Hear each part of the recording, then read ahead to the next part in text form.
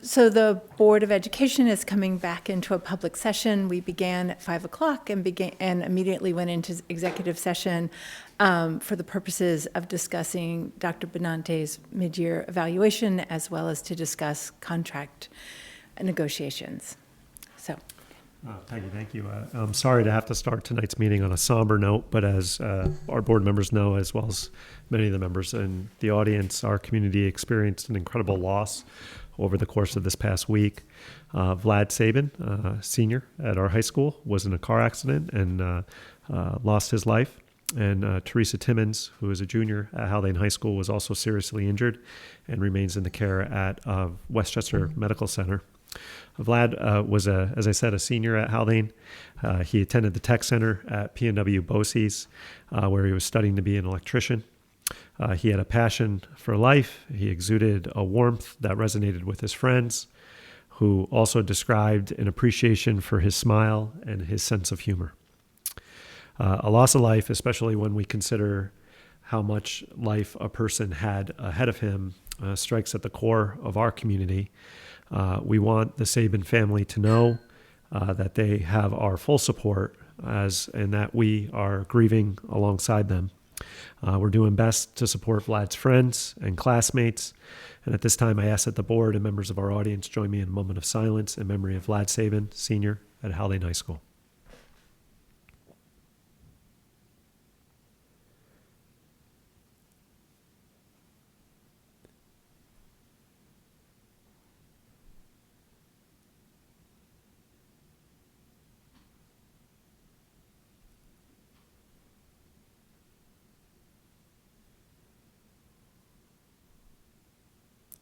Thank you.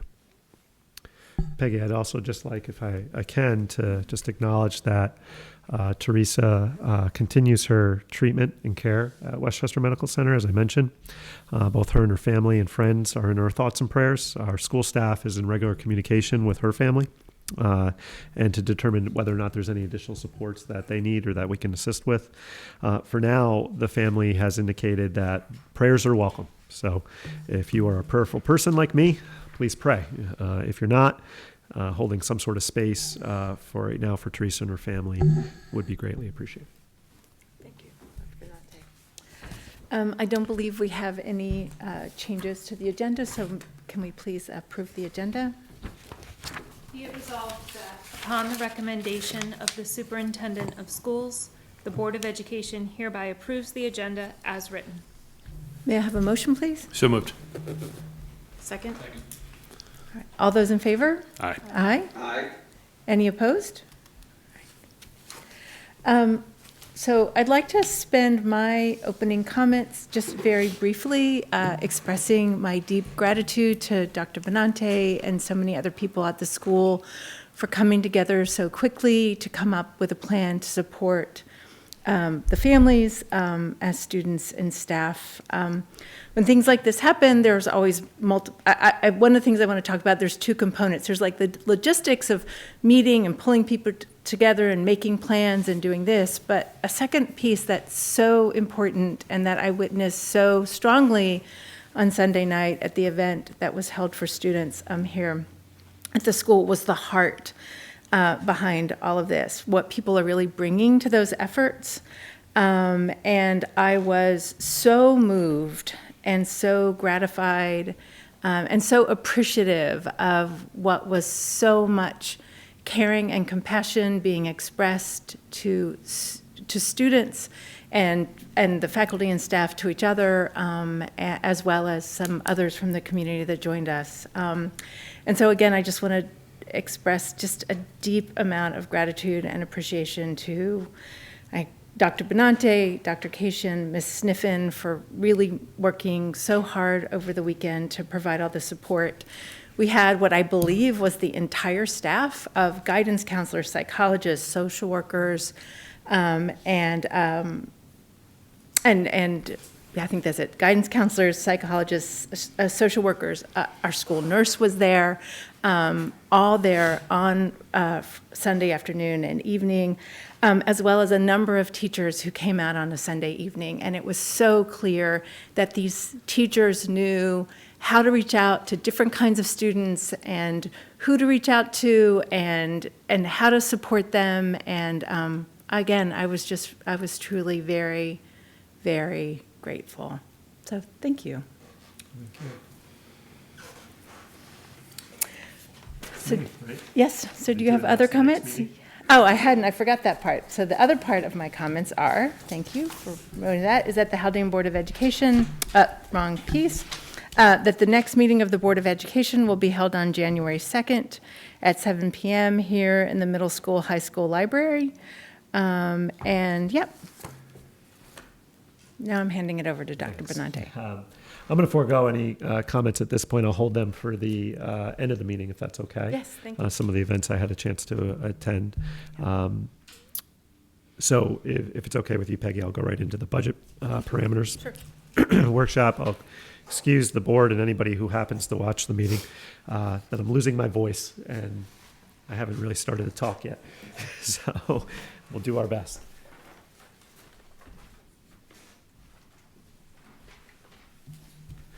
Just to set this up for the board, each year, before we get too far into budget development, spend a little time discussing what parameters will guide the administration in the development of its recommended budget later on in the winter. So this is the first part of that discussion, and I wanted to open it up to the board after just presenting some background information for you. What I'd like to start with is where we left off last school year, and just as a reminder that voters approved a 1.96% increase to the tax levy in May. The final assessment resulted in a net 2% increase to the tax rate. So that's where we left off. And as we begin budget development workshops next month, we had some good feedback from the board along the way of last year of hearing an update on the progress of some of the investments that were made in last school year's budget. So we're going to go ahead and do that and provide that to the board as we get into January. So where we left off isn't just reflected in terms of the tax rate, it's also reflected in the programs that were being funded as part of last year's budget. So I look forward to sharing an update with you about those and the status of those programs in January. Wanted to give the board some perspective. Are we up? Is that the game? All right. Can I get a score, or is that it? Don't turn it back on if you can mute it, but no score. All right. We'll wait in bated breath. I just wanted to give the board an overview of some of the previous levies that we have facilitated or the community has supported. And we were talking a little bit about this on the way in.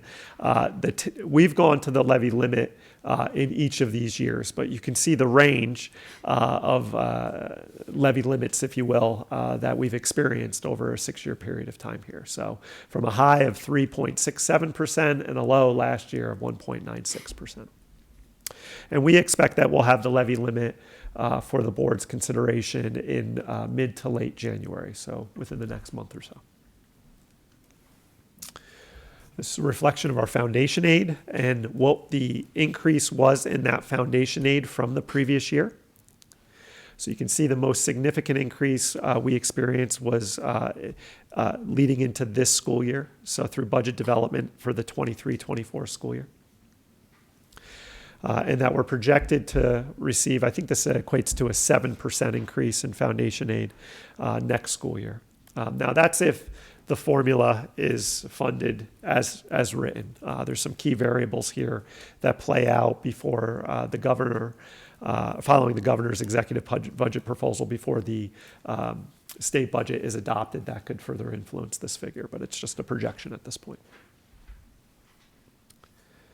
As I've said in the past, we are not a state aid dependent school district, as some others may be. We receive about $3 million in state aid.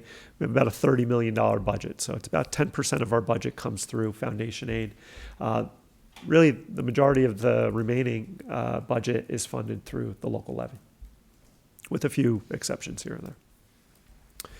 As we're looking ahead into next school year in our planning, we are projecting a 5% increase to health insurance premiums. Our TRS projection sits between 9.75% and 10.25%. ERS will increase from 13% to 15%. and we're still working through the budget, the BOCES budget data. So just to kick this off, here's some things, a stream of consciousness that I think we need to be considering as we go into budget development this winter. A potential bond referendum in the fall. That's been an ongoing discussion with the board, but that's something that I know we all have top of mind. Reviewing our class sizes, there was quite extensive discussion around this last school year. We did come up with some parameters to guide future budget developments with a representative group of our teachers. Our HFA, our Teachers Association, we have upcoming negotiations with them. That's probably, that is the largest contract or bargaining unit in terms of actual value of the contract that we have. So those negotiations are upcoming. We're undergoing a continued review of our special education programming. There's been recommendations to consider expanding our programming. Not all of those expansions may have necessarily a budget impact, but they may. That's a process that Regina goes through with our staff and with BOCES in consideration for the upcoming school year. Tax levy calculation will be finalized in about a month's time. We'll have the governor's executive proposal sometime in February or so. And then we're also in this period of time where we're hearing from any retirees. Folks are providing notice to the district of their intent to retire. I believe we have one of those on the agenda tonight. That's a consideration and a factor that we consider as we're developing the budget for the upcoming school year. At our next meeting on January 16th, we will present the administrative and capital components overview, as well as any additional propositions. Just a reminder, we do have the turf field replacement project that is expected to be on the ballot in May. Mr. Cunningham provided some, and Ms. Platt provided some information on that a few months ago, but we have to begin and take into consideration the preparation, I should say, for that referendum, which we have the money to commit to, but requires voter approval to expend those funds from the capital reserve. So we're in a good place with that, but we want to make sure that we're being mindful of it in budget development and as we're talking about the budget in the community. Yes, this is the last slide. So really at this point, I'd like to open up to the board if there's any further considerations or discussion that the board would like to have as we begin to kick off this process.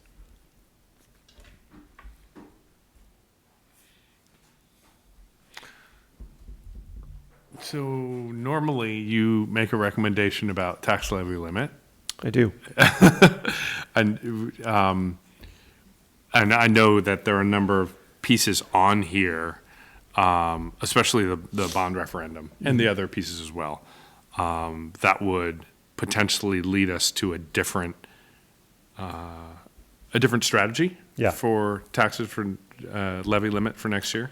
Right. Is that your intent by not making one? Just because there's a lot of moving pieces, you didn't want to put that out there? Yeah, so part of it is also driven by not yet knowing what the levy limit is. Fair. So I think in a month or so, I may have a little bit more, I may have a recommendation for consideration, but I think the dynamic the board should consider is that we're going to ask the community to support a budget in May at a certain levy. And short time thereafter, we may also be asking the community to support additional funding for our school. Yep. So, what I'm wondering, and we don't need to commit to anything now, is do we want to try to keep the ask lower in May in anticipation that we'll be asking for more come October or so? And I could understand why that would be prudent to do so. And but yet I would first, I don't think the community would want us to, and this is just my perspective, arbitrarily keep the limit low if it led to a reduction of programming that the community identified as really important. And I don't think the board would want that as well. So I think we're going into the next month to 6 weeks or so, kind of very well maybe trying to consider those variables, if you will. What is the levy that we would need to support a current level of programming in our school, maybe making some tweaks or modifications based on our analysis over this next month or months. But at the same time, not just going to the levy limit and expanding programming, knowing that we're going to, because we've been able to make some program expansions, I would say, in the previous few years. Maybe holding on that and in anticipation that we're not focused so much on program expansion as capital improvement over the next 10 months or so. I think that Does that make sense? totally makes sense. Yeah, it totally makes sense. And especially as I was just flipping back to the foundation aid page, Yeah. we've been in a really fortunate circumstance over the past 4 or 5 years or whatever, that the foundation aid has grown by $1 million plus Yeah. over that time back to, that is ongoing. Yeah. But obviously it doesn't, we went through this long conversation during COVID when we were questioning whether we should continue to have a strategy of taking the up to the limit for the levy, and it was a struggle. But one of the things that we really centered on was the fact that not going to the limit set you back on into perpetuity, which is a challenge. However, you could make the argument that the increase in foundation aid has basically taken that place. Still doesn't offset. It doesn't go into your base levy, and there's always the risk that something happens to the state, as has before.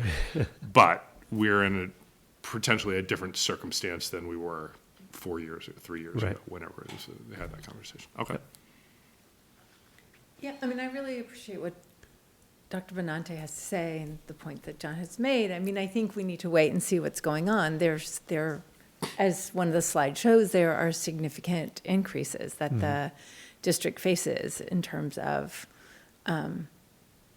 retirement, health insurance, as well as, I mean, I just spoke to how appreciative I was of the teachers, I mean, as well as the hard work that our teachers do on a regular basis. But at the same time, I think we need to just be really very mindful about what we may well ask of the community in the fall, and approach this in a somewhat more conservative way. I am open to approaching the decision about the parameters for raising the budget in a more conservative way than we have in the past. I mean, I think there have been some really beneficial program expansions, and we've been in a good place. But like everyone said, we're thinking about a different type of expansion moving forward, which is critically important. And so being really, being respectful of taxpayers as we make these decisions. Got it. Sean, is there anything you want to add? Nope, that's great. Thank you. I agree with what you said at the end there, Peggy. Yeah.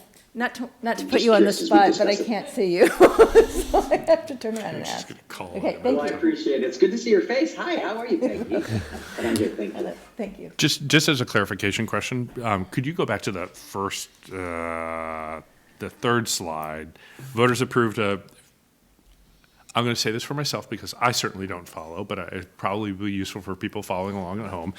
How is it that we can approve a 1.9% increase and then the actual comes in at 2.02? It has to do with the rate setting that occurs at our townships, if I'm not mistaken. Assessed value. Yeah. And then the equalization rate that's set by the state, which adjusts market value to Yeah. assessed value. Okay. Which occurs after the budget's been adopted or approved. Correct me if I'm wrong. We actually vote. We don't vote a rate. We vote a number. We vote we need Correct. $2 million in tax. Right. And that's what we vote in. And then that gets turned into a percent. There you go. Okay. Thank you. Thank you. I can never keep this straight. No, it's good to keep that in top of mind. Any other questions? So we'll have more as Awesome. we go along here, and I look forward to the continued discussion with the board. Peggy, correct me if I'm wrong, but I think the next item is a state assessment report. Yes. Yeah. So as per board policy, we provide an annual report on our student performance on the New York State assessments and also the Regents exams. Josh has been working closely with our administrative team, our building principals, to go through this information. And I just did want to point to one thing. The state assessment results on the grade 3 through 8 assessments were embargoed, I believe, until this week. So if you had tried to access them, you would not have been able to find them on any public-facing website. But if since, you should be able to access them now. That being said, Josh was able to pull all of the data from behind the scenes and put it together for a report this evening. So with that, Josh, I'll turn it over to you. Thank you very much. Sorry, Josh, it's making you verify. No worries.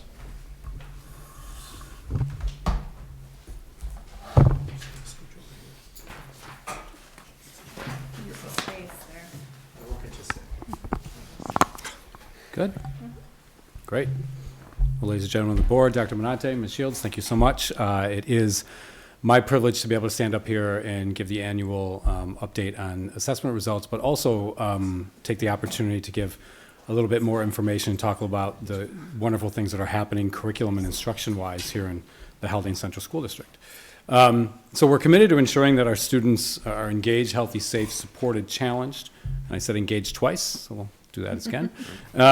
It's kind of our guiding principles behind this. And behind this, which guides many of what we talk about on a curriculum level, is how do we assess what we value? And this goes back to when I entered the organization, the strategic coherence plan and the communication of the Haldane Essentials, and has been the focus of a lot of the work that we've had since my time here in collaborating to bring these ideas within our curriculum to the forefront and really be thinking of ways that our curriculum matches these local values that we have.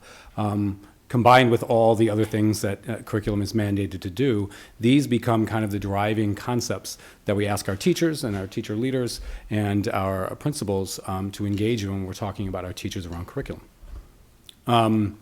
So before I went into the assessments results, I wanted to take a moment and just give some high-level focus around some of the major curriculum areas that we are working on in this current school year. The first thing that I would say before I get into them specifically is what's not represented up here, which I think is really important to talk about, is the manner in which this is done. And I think that when you look at all of these bullets up here that we're working on, it speaks to collaboration, communication, really working across K-12 in many ways. There are lots of things up here that are K-12 in nature. There are some areas that are elementary, middle. There are some that stem multiple grade levels in different ways. And it's really a testament to working with my administrative colleagues and how we're working through this. Our teacher leaders, department chairs, coordinators, team leaders, and just teachers in general, about trying to bring what we talked about in the previous slide into many of the work that we're doing. And I get excited talking about it because in my evolution here, this is a very full agenda that I think we're working on and talks about multiple years that goes through this. What's also nice is, I'm to say not in charge of all of these by any means, right? But it does speak to, I think, the manner in which that we're communicating and operating in as a district. And I think it's an extremely healthy sign to see many of these things up here. So I think forefront up there, just to give some brief overview on many of these, is the curriculum articulation process, which is aligned back to the strategic coherence plan, but we've started on this articulating our curriculum, and that has become a norm in the manner in which we do things. It started off a few years ago in introducing templates and getting a manner and get the teachers to start articulating, but as we continue to evolve in ways, the articulation process has just become a natural flow of the work that we're doing. It's an outcome of what we do.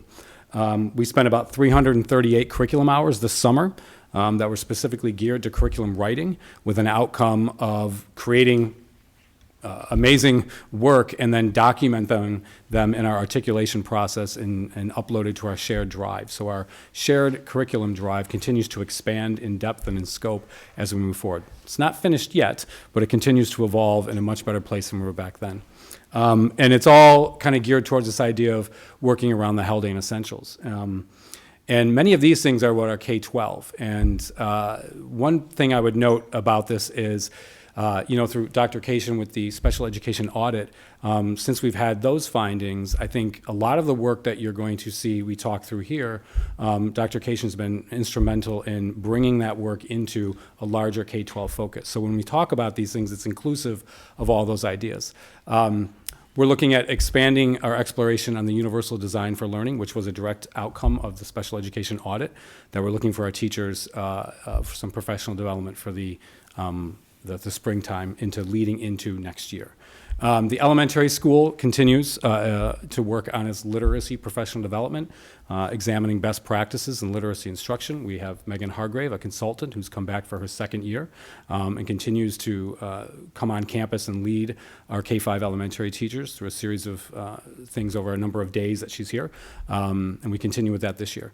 Most notably, her area expertise, and one of the reasons she's here, is talking about the teachers' college units and bridging the gap with the science of reading. That continues to be a major focus at the elementary school. And then with the Haldane literacy profile, which is taking a look at data and thinking about, and the next slide I'll talk a little about NWA, but kind of takes those results and then starts thinking about, what other information would we want to know about our elementary students in terms of literacy, and what types of assessments we would want to further administer to students, and then try to streamline that through a K-5 process. So we're collecting kind of common language of data marks throughout the year to better understand who our students are, and then obviously tailor our instruction that way. Last year, we had gone through an elementary math resource adoption process, and we're in full implementation of that. And so with myself and the elementary coordinators and Ms. Jamin, we continue to meet with teachers on a monthly basis and just kind of check in around how that implementation is going, and seeing where we need to make adjustments in terms of providing curriculum resource time for them to kind of continue to move for them, and just kind of track the progress of that program as it continues to move forward. An offshoot of that is this MAP Accelerator resource, which was brought forward by the middle school as well as the elementary school.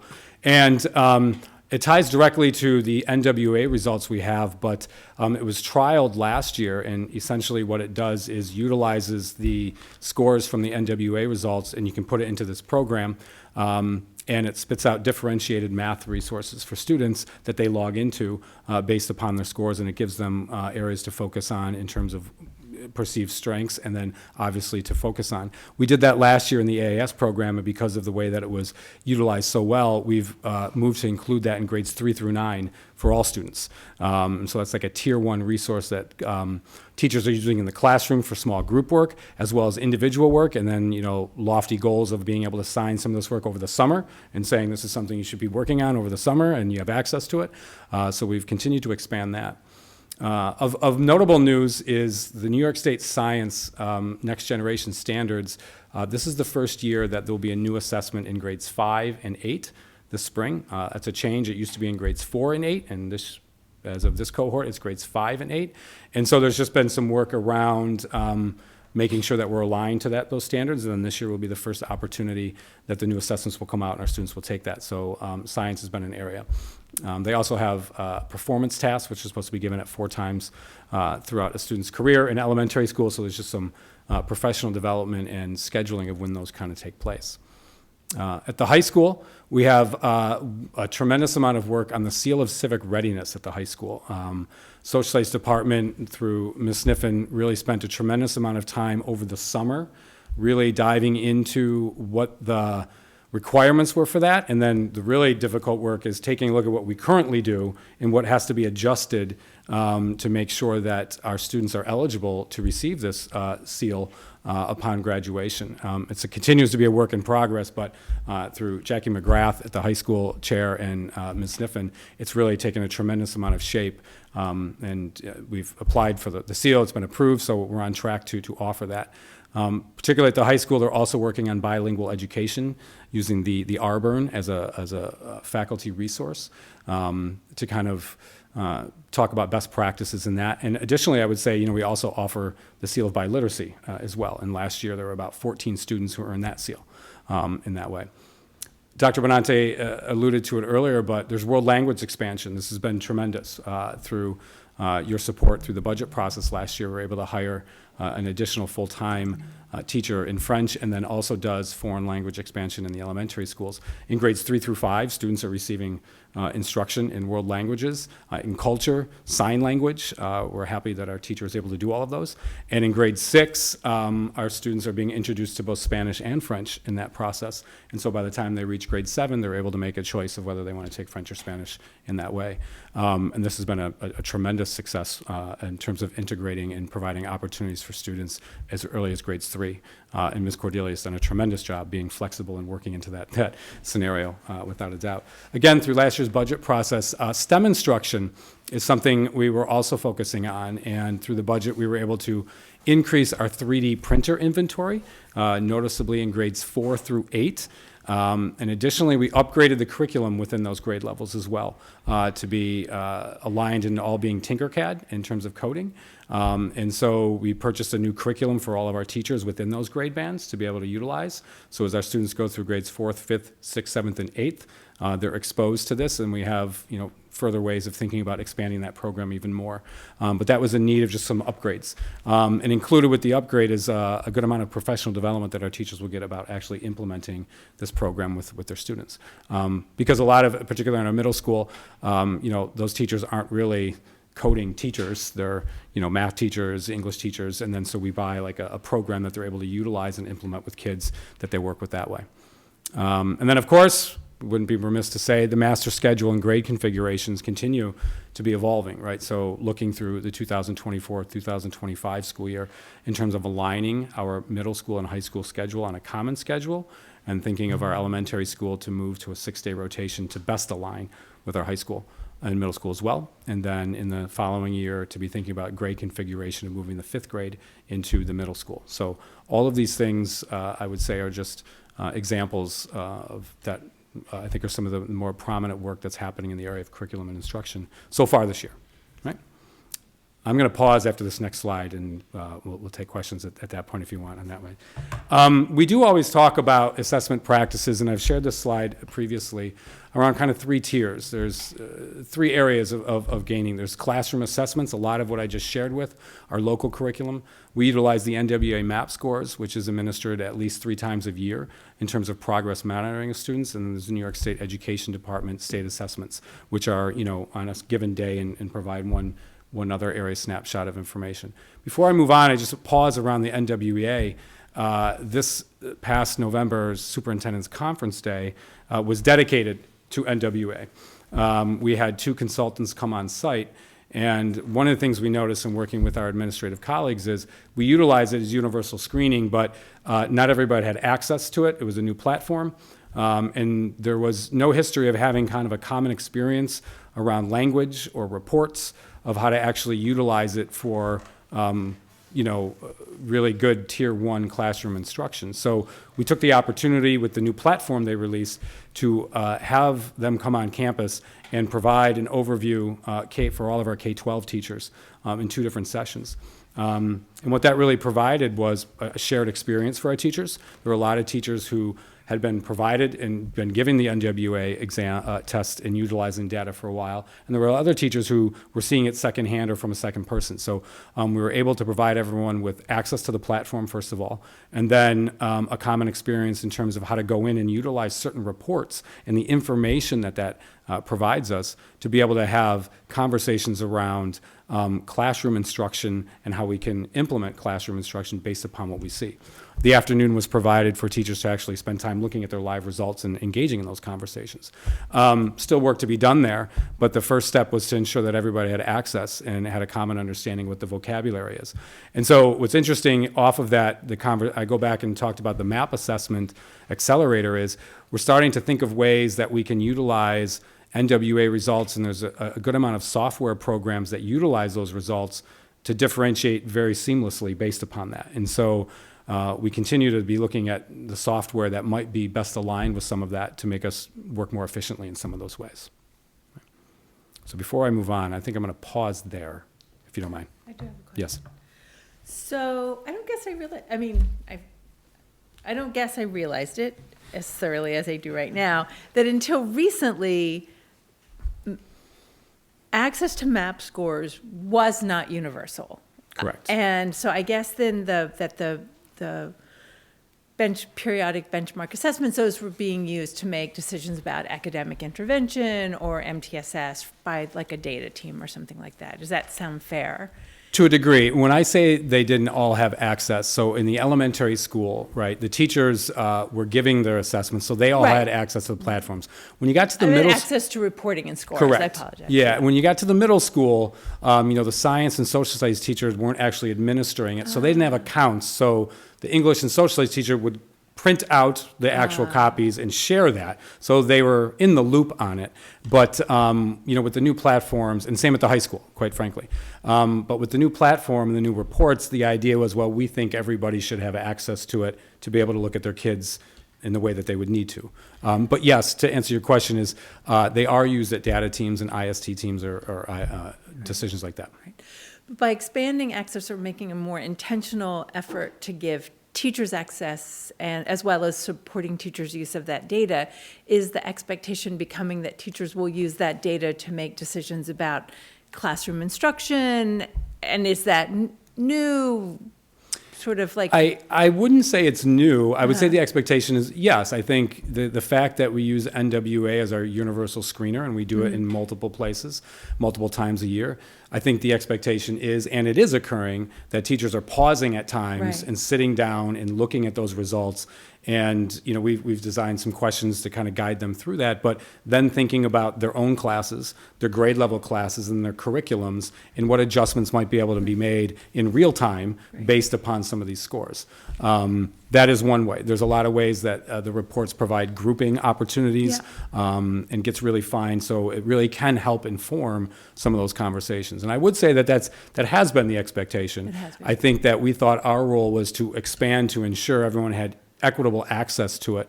And then I think our idea is to be more intentional. Once these assessments are given in the fall and in the winter, we do take time to pause our teachers and have them kind of look through the assessments and have these conversations. Yeah, I mean, I think that's definitely the goal of Yeah. having it. So great, thank you. Yeah, and that's essentially what NWA is there for, to do some of those things. And a key piece of this triangle, so to speak, because when we talk about the New York State assessments, those are a one-time kind of deal things that are important as well, but they just provide a different glimpse, I would say, as we're looking at information.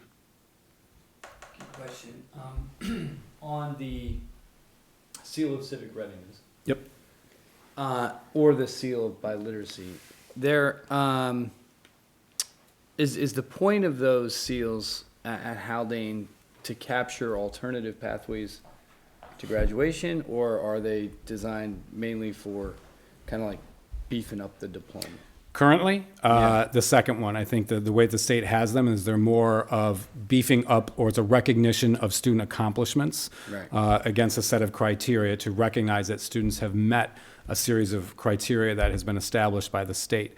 Your other question about multiple pathways gets into, in my board report, I talked about the Blue Ribbon Commission and their recommendations that we've spent some time looking at as a leadership group, and our teacher leaders as well. Those have represented some significant shifts to what you're talking about. They're currently just recommendations, but they do include aspects that would talk about alternative pathways, providing different pathways for students in lieu of Regents exams, of achieving graduation measures. There's a host of them. So currently, right now, they're not designed for that, but I think that if you take in totality of these seals, as well as some of the recommendations, I'm going to allude to a little bit more later, but they definitely have communicated a need to move in that direction of trying to figure out of alternate pathways besides just New York State assessments in terms of graduation requirements. And did the middle school capstone project, have you guys pushed play on that? Or is Yes. that- Okay. So thank you, because I forgot to mention it. But since the high school has done their work, it has trickled down into the middle school as well. The way the state has it set up, students in 8th grade, if they complete a capstone project, get 1 point towards the criteria. And so it's not just a high school thing, but it's an opportunity. We're really looking at it 5-12 to be thinking about how can we engage our middle school students in these types of thinkings. So when they exit in 8th grade, they do a middle school capstone, which suits them very well for moving into the high school and going that way. And again, Jackie McGrath at the high school and Ryan McConville have been working really hard to align those processes. And we're continuing to do that. And Dr. Silke is also working with her staff in terms of rolling this out from a larger perspective. Thank you. Yeah. Okay, thank you. So the New York State assessments, right? So they're given into English language arts, grades 3 through 8, math 3 through 8, and science, grades 5 and 8. There's just some information. The tests are on time, administered in 2 sessions. They're aligned to New York State learning standards. They contain both multiple choice and open-ended. They're designed to measure critical thinking, problem solving, and written language. And some of the questions are released with test results, and the results are shared with teachers and parents. So I'll go through kind of the ELA results, stop for a minute, and then do the math and go from there. Oops, sorry. This was just some participation rates to understand, just to get a sense of what's going on. So in grade 4, obviously, it was not offered in 2023 as the science exam, as the state realigned their testing process. They'll test in 5th grade this year. 8th grade, the asterisk there for math is realized in math. Grade 8 students take either the New York State Math 8 assessment or the Algebra 1 Regents exam based upon course enrollment. And so that drives the reason why that number tends to be so much lower in terms of participation. Do we know why a lot of grade 8 people don't want to take an ELA test? I don't know that as to why. I would say last year, our current grade 8th, last year, as grade 7, their participation rate was 82% in ELA and 77% in math. So that cohort seems to have a 2-year history of not wanting to take, opting out of some of those exams. Okay. But I haven't had any outreach as to better understand why. These graphs communicate our students in grades 3 through 5. The percent of these students achieving proficiency. We are the blue graph. Comparable schools are made up of Croton Harmon, North Salem, and Putnam Valley. And then as of yesterday, the New York State was released as well. And so it shows just, for some context, our performance in these areas versus some other comparables in ways, right? Obviously, 85% is a nice number to see in grade 5. Right? And when we get into the middle school as well, we're seeing same comparisons around 81, 67, and 72% of our students performing on this day well in the areas of proficiency on the ELA exams. And just for clarification, just so I don't mess it up, these were students who took it last year, so the grade 7 is currently Accurate. grade Grade 8. 8. Yep, this is Okay. spring of 2023, these results. Yep, so that's what they performed on that grade level, and they are 1 grade level higher this year. Gotcha. Yep. We always provide, this information talks about subgroups, and this is grades 3 through 8 is how it's reported. It talks about students with disabilities and the level of proficiency and compared with other schools, as well as students who are classified as economically disadvantaged and their performance as well. Disability is an IEP? Yes. Okay.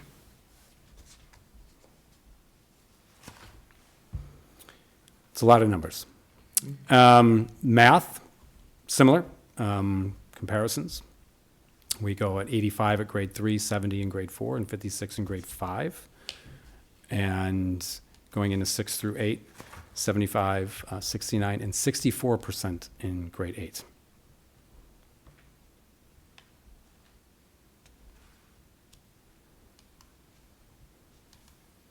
And the subgroups, similarly with math.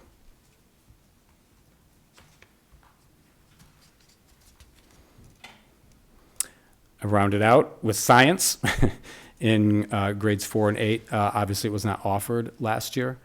And then our science examinations would be 63%. The comparable schools are not up here in this one because not every comparable school they differ in the way that they offer or what their course adjustments look like in 8th grade. And so some don't even offer the 8th grade exam to students. So it's not able to compare with those 3 groups. So can we pause here? Yes. Okay. So I have a lot of things I want to say, but I'll wait and give other people a chance to go. So I think, Start there. what? Start with you. You're the researcher. So I think one of the things I find frustrating about these, and I don't think it's your fault, I think to some extent what's in the presentation is driven by policy.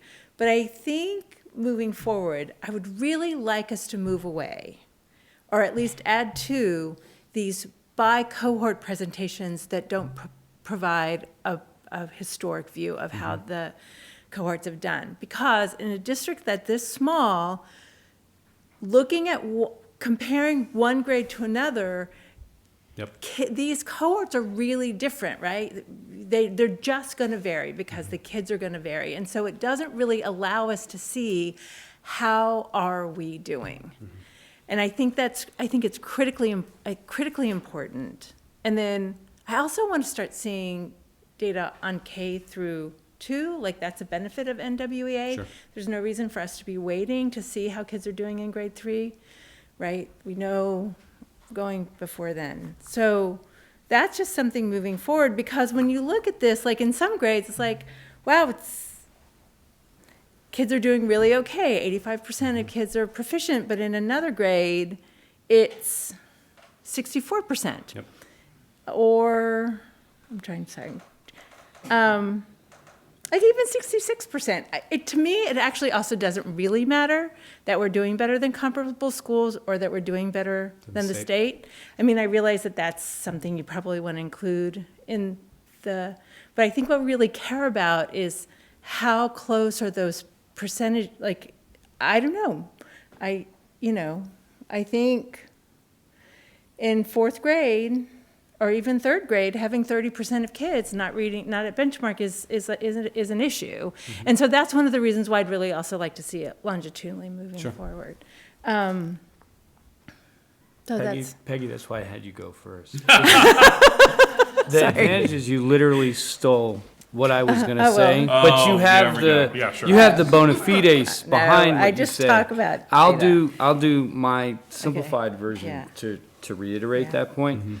The singular thing that I wanted to see was to track cohorts across time to see, where, let's say, for example, our current grade 5, where were they in math in grade 4? Where were they in math in grade 3?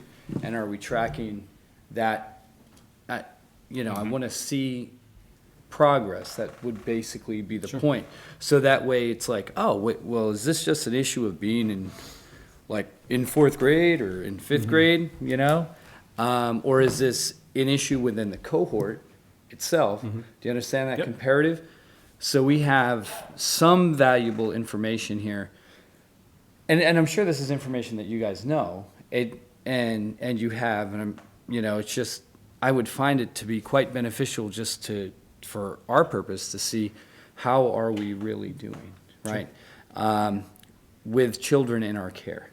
And I think that's a little bit, I'm probably doubling up what you're saying, but it is singularly the thing that jumps out. Where were these guys in grade 3 versus where are these guys in grade 7 and grade 8? And is it tracking? Are they improving?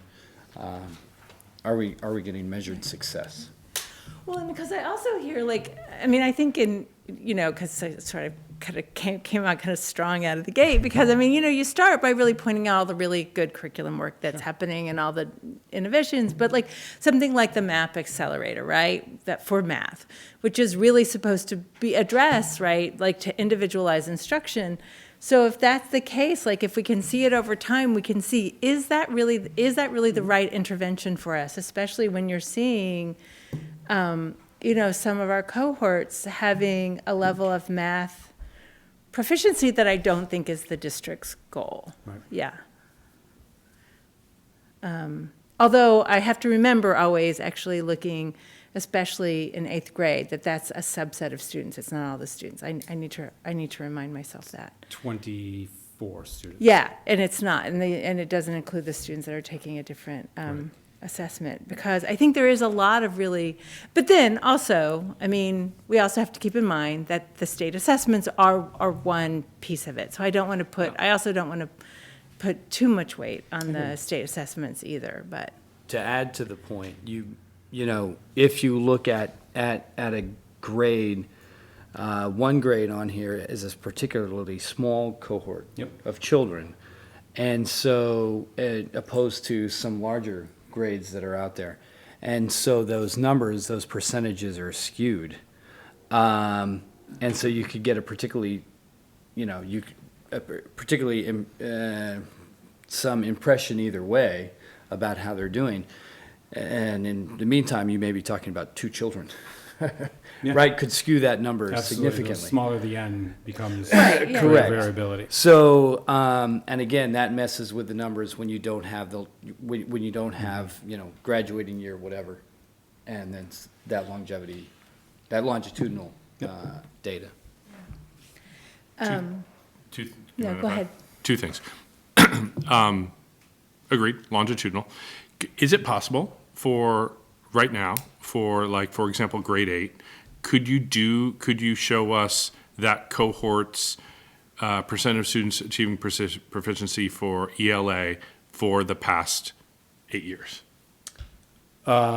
State assessments are 3 through 8, so we Yeah, can do back anything through from 3 through 8, yes. Okay, so Yes.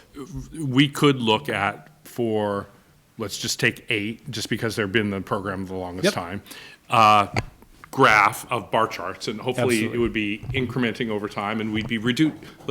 I'll throw another, our goal is to get to 100% on everybody, and hopefully we're closing that gap sequentially over time. It shows the efficacy of the programs that we're launching, all this sort of stuff. Great, good. I would love to see that. Okay, I know that you're going to jump in. we have it. Yeah, We've you have it, provided you've done it, a yeah. similar report each year. I think one of the issues we're going to run into, because what I hear, and I know what Josh hears as well, is a request for additional information to supplement the information that he's provided tonight, which is fine. Yep.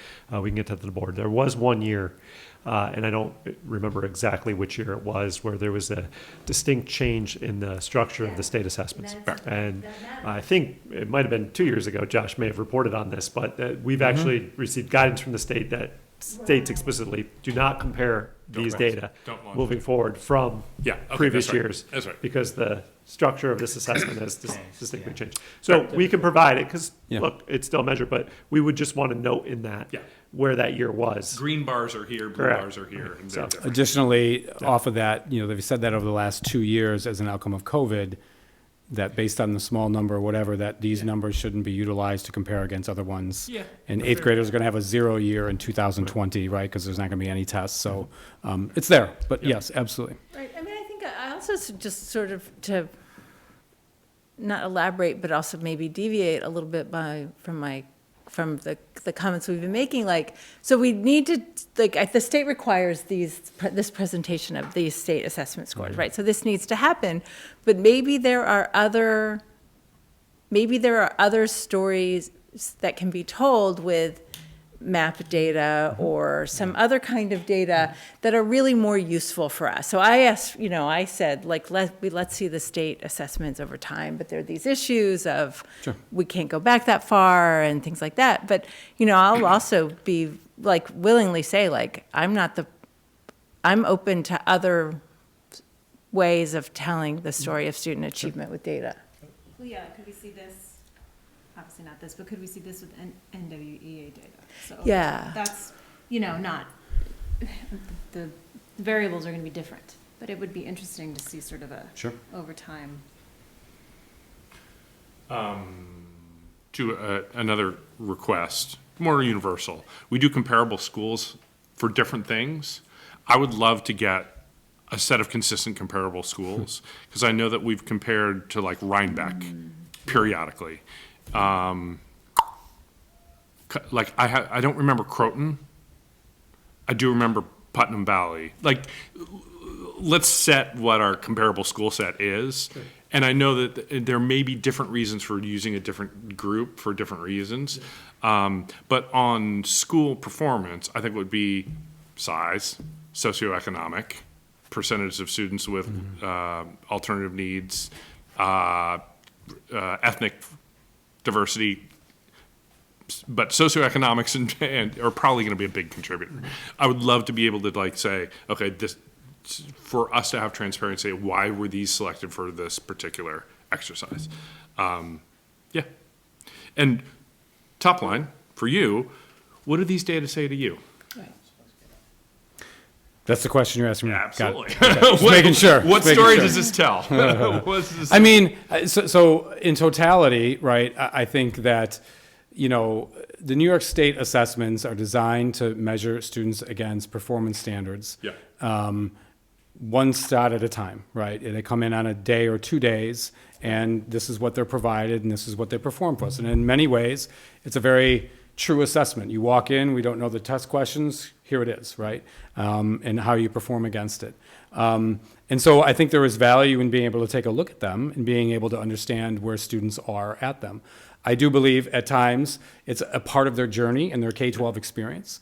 And I think when you look at the end game, as we get to some of these other things, we're seeing extremely high performance of students on New York State Regents. We're seeing lots of opportunities to perform on, you know, biliteracy or the seal of readiness or other areas that students are performing on. And I would say, I mean, we're a blue ribbon school at the high school, and, you know, we've said it a bunch, but to say it some more, the end game of K-12, I would say, shows that, of course, there are numbers there that you would look at and be like, we'd like to know a lot more about these numbers and who's performing and who's not performing and how that looks like over time, and absolutely. And you'd hope to see it move in that direction, right? I do think with the small cohorts, that can be a variable, but I don't put a huge stock in that too much, right? Regardless, you should be able to do that, whether your numbers are what they are or what they're not. You know, the numbers to me read that there are things I think that we're doing well, but even within the numbers, I think you can break it apart demographically. I mean, there's so much information that the state provides in terms of performance about students. You can be male, female, economically disadvantaged. It just keeps going on and on. I'm sure if you look at that, there could be stories to be seen within that data as well, to be thinking about where the impacts might be and where those might be. So that might be an interesting thing, maybe not as a follow-up, but maybe something to consider for next year when you do this, is I think we all appreciate seeing the snapshot in time, as you said, performance of students vis-a-vis a cohort, vis-a-vis historically over time, vis-a-vis whatever. What might be really interesting would be, as you and the administration and the teacher corps go to that next level, and like, what are the key ahas? For, just to be very blunt, like, to a certain extent, I don't need to see this slide. Like, I don't need to see any of these. It's great validation that we have great kids, we have great teachers, we have great, fantastic validating. What I would love to see is like something that we uncovered that you're like, that's tells me something that I'm going to action against. Or conversely, that is the result of something that we have already done. Those two things I think are really interesting. For like, how do we use data? How do we use data to make our practice better?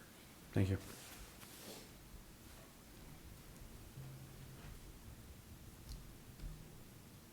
I have more data to show, so. I'm sure you have a lot of data. Let's do Just it. to say that, I think I have more.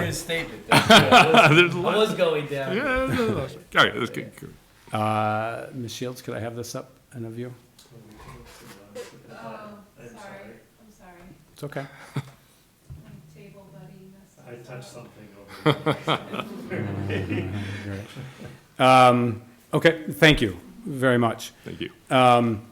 So just to continue through with it, this is the middle school Regents exams in our living environment Algebra 1 students. 100% passing rate of those students, and it breaks it down into mastery and passing that way, right? That's fantastic, yeah. Yeah. Great. Moving on to the Regents exams, I'm not going to go through this whole slide. The biggest difference I would say is that, you know, the New York State Regents uses a scaling method to communicate achievement of state learning standards, right? So it's not 65% of questions right. They rate each question on its degree of difficulty, and then whether you get those right, they transfer that into a scale scored, in which 65 is communicated as passing. So we broke this slide down differently, lots of colors, than we have in the past. And we teased out the difference between a 3, 4, and a 5, just to show performance levels, right? So 5 is talking about exceeding Common Core standards. It's commonly referred to as mastery. Performance level 4 is called meeting, and the grade level, the percentage bands are there, 79 to 84. And then a level 3 says partially meet, but is still considered a scaled score of a passing score of anywhere from 65 to 78%. And so it just kind of breaks down how students performed in each of those bands, and then the overall performance rate of students achieving a 3, 4, or 5. So with geometry, if you look, I mean, we offer and require our students to take geometry. Not every high school does. And that's a conversation, through Ms. Sniffen, is that most four-year colleges, that is a competitive thing that you would want to have. And so we have traditionally offered that. But as Ms. Sniffen would say in talking, the math department continues to evaluate whether, it's sequencing, and if that is something to continue to be doing in the future, based upon enrollment and other things. But last year, that was, everyone took it as well. The next is, these are just, these scores are communicated in terms of only 3s or 4s, or 1, 2, 3, 4, excuse me. There's no 5 on that one. And talks about living environment, earth science, and chemistry, which we're all extremely high performing in that as well. I think to your point, this goes back to what you said, Blue Ribbon School, the success of the high school. Don't get caught too much in one number in 3rd or 4th grade, but look in the overall achievement at the end of the line, right? I think it's a healthy marker to look at. Yes, yeah, it is another piece. And to go back to that, when you look at the Algebra 1 middle school students, 100% passing, and that's not included in your other Algebra 1 graph, correct? That's just for students in the high school? No, Or that would be inclusive of all. that is inclusive That's of everyone all? who took it, yes. Thank you. Yep.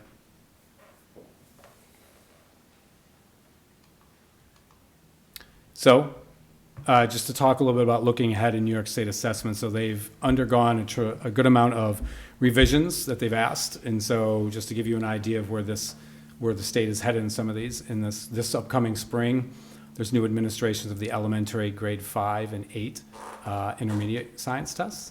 And computer-based testing is required for all students in grades 5 and 8 on the ELA math and science tests this year.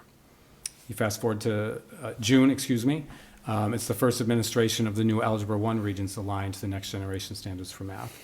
You fast forward to next year, you have a first administration of geometry regents aligned to the new standards, biology and earth science, new exam, and computer-based testing moves on to grades 4, 5, 6, and 8 in ELA math and science. And by June of 2026, you then round out with the first administration of the ELA regents exam. Chemistry and physics are added onto that, and computer-based testing is for 3 through 8 in ELA math and science. It's really a credit to our department chairs and coordinators. They've been working on this. It's been out for a while now, and we're coming to the point where they're starting to have new assessments that are going to be administered in regents exams.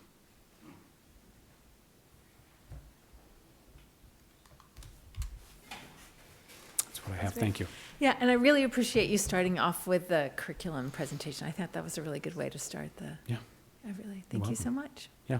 Thank you very much. Appreciate it. Yeah. Oops.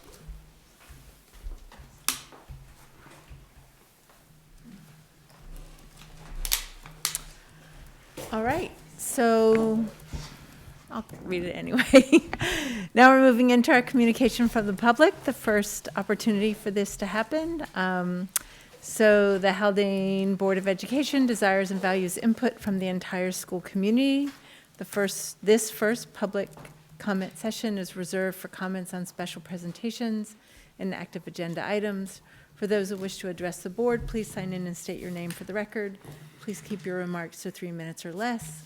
Disparaging remarks and discussion of district personnel are strongly discouraged. And although the board will not, and Dr. Benante do not engage in dialogue, we are listening. Please leave your contact information with our district clerk. All right.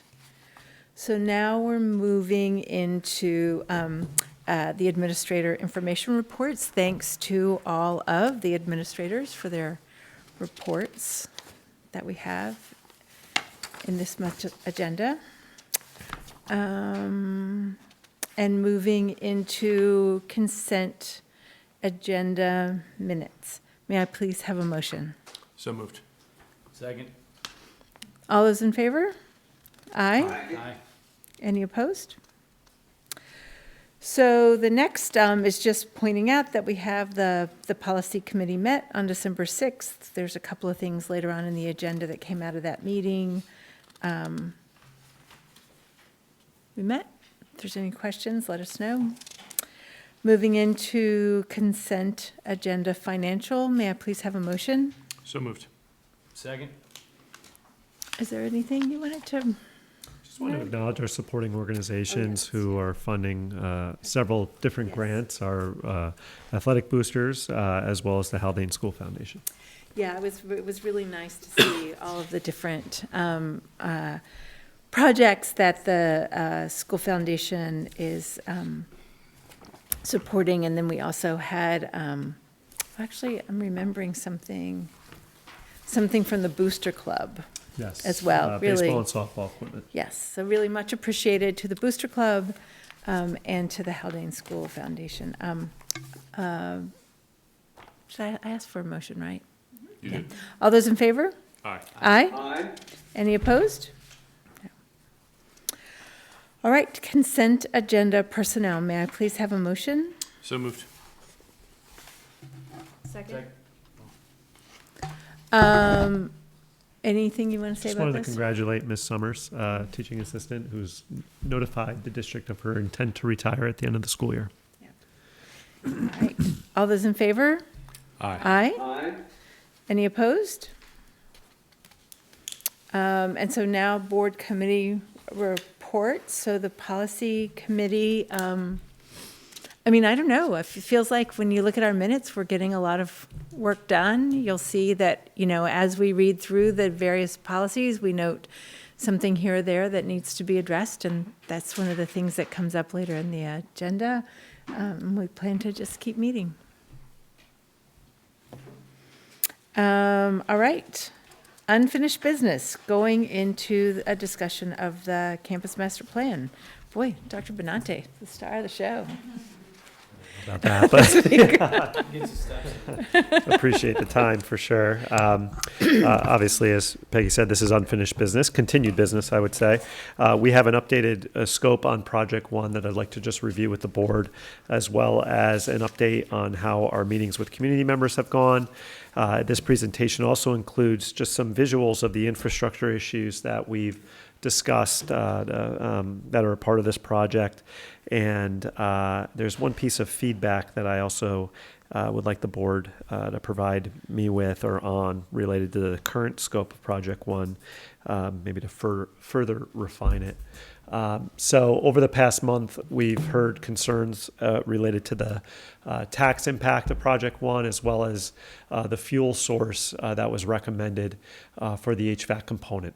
So we have revised the scope of Project One to reduce not only the total cost, but equally important to provide dedicated space to the HVAC components and to gather that information for consideration a little further down the road. So as I believe I reported the last time we were here, pulling out the HVAC component would result in a revised cost of $29.3 million. The information I did not have was the tax impact of that. I have that now. That would be a net tax impact of 8.22%. Which would occur over a 3-year period of time, so approximately 2.74% in each of 3 years time. So we've worked down from 10.5% to 8.22% when we pull out that component right now. Any questions about that just before I proceed? Did want to provide or begin to provide the board with some historical review as it relates to Haldane High School. In June of 2000, Voters initially rejected a referendum. Cost of that was $24.4 million, and that was to build a new high school. Haldane didn't have a high school, a dedicated high school at that particular time. That vote was defeated 916 to 666, so about 1,500 voters, almost 1,600 voters on that proposition in June of 2000. In June of 2001, so a year later, voters approved a referendum to purchase property that was identified as the site location for building a high school. So the initial proposition of June of 2000 included the purchase of property. It was defeated. The board and the superintendent at the time tried to establish, well, let's at least put a proposal together to purchase the property to build a school on. So that was the part of the process they were going through at the time, to at least try to make some progress in what at the time was a significant concern related to space. In December of 2002, 3 propositions were presented to the community. This included $10.9 million to build a new high school. Obviously, you'll note there between June of 2000 and December of 2002, a significantly scaled down version from what had been proposed years prior, as well as a renovation to the main building. So there were 3 propositions that were voted upon in December of 2002. Proposition 1 was a new high school building that passed 1,019 voters to 722. Proposition 2 was for interior renovations to the main building. That also passed. Proposition 3 was for a new field and track behind the Mabel Merritt building, piece of property that we had owned back in the back of our property here. That also passed. So the total of those 3 propositions was $13.6 million. Important note is that for a variety of factors in the years that ensued, Proposition 3 was not pursued. So the district actually never bonded the money for that work. So while voters approved a total proposition of $13.6 million, the district did not borrow $13.6 million. The district borrowed the money for the new high school building. The district also borrowed the money for the interior renovations to the main building. So sometimes that does happen, where voters may approve a project, but the district may not proceed with a particular project. Doesn't mean we still have that money.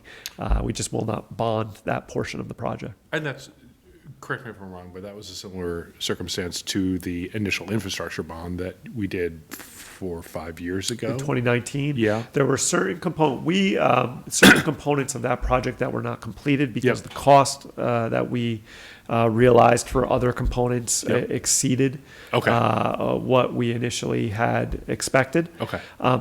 Yet, I want to be deliberate in how I frame this. Yeah.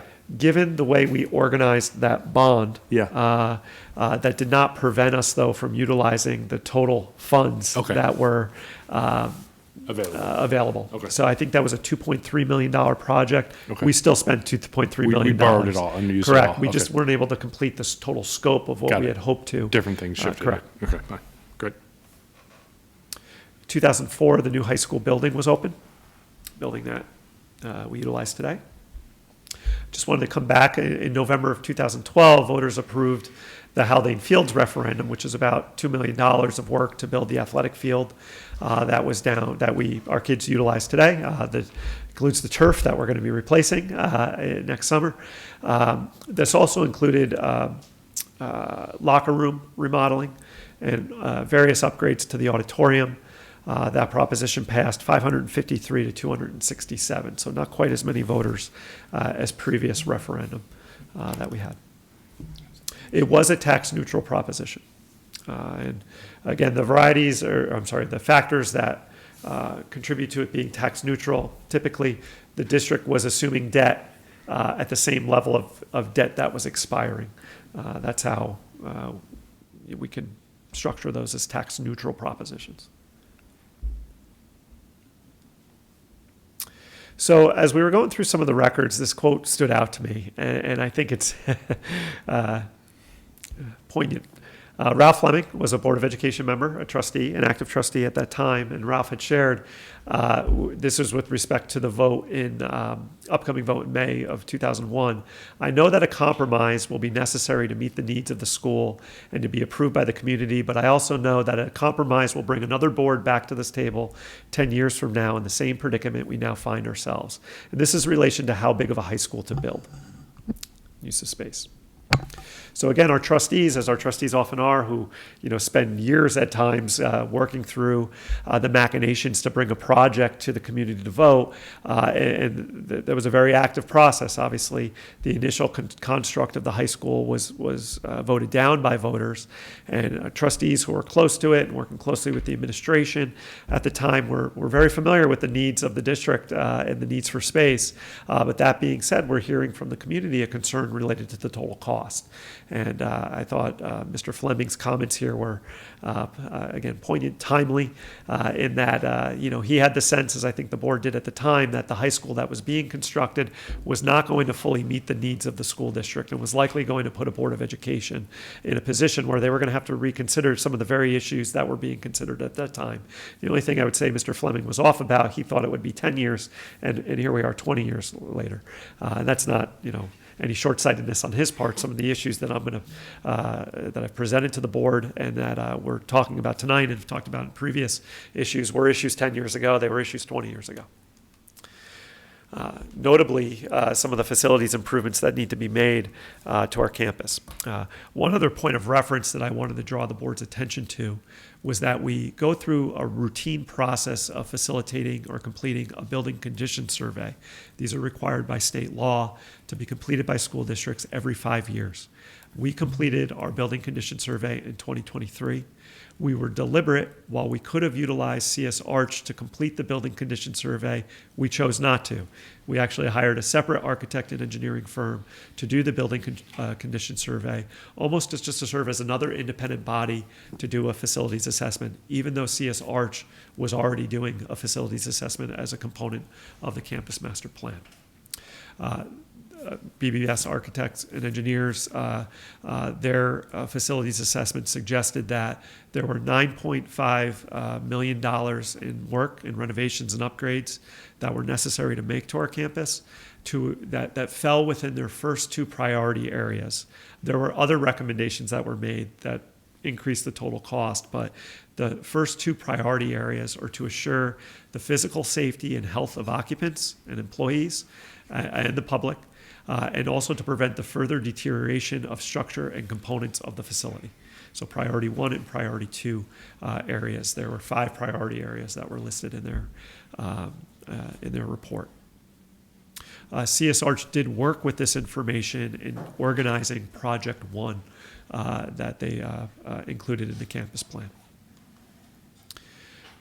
I've highlighted just some of the infrastructure issues that we're experiencing.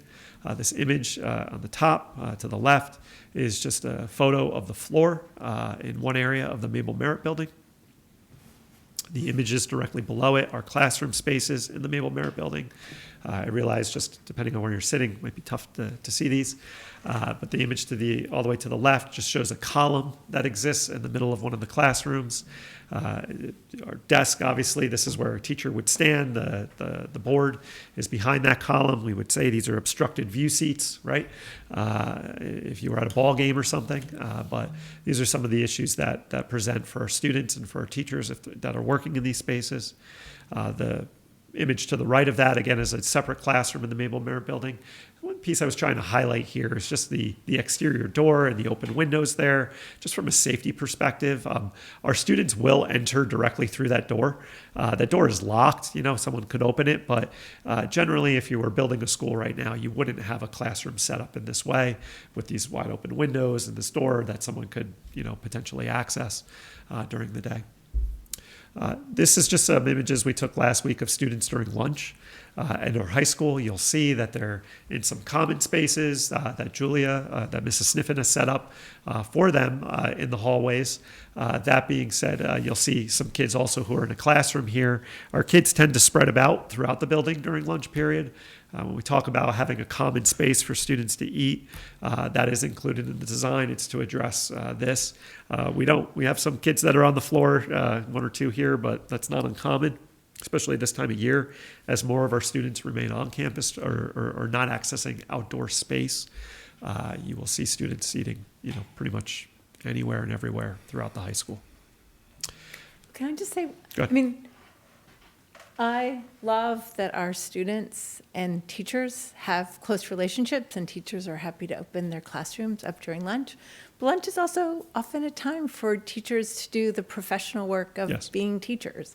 Besides, people deserve to have a break, in the day. So it's nice that the students are there, but it's an impact not just on the students, but it's, we expect a lot of our teachers, and as professionals, they should have the right to have a lunch and some peace and quiet, Agreed. Yeah. Just highlighting a few other infrastructure issues, some exposed piping in the top there.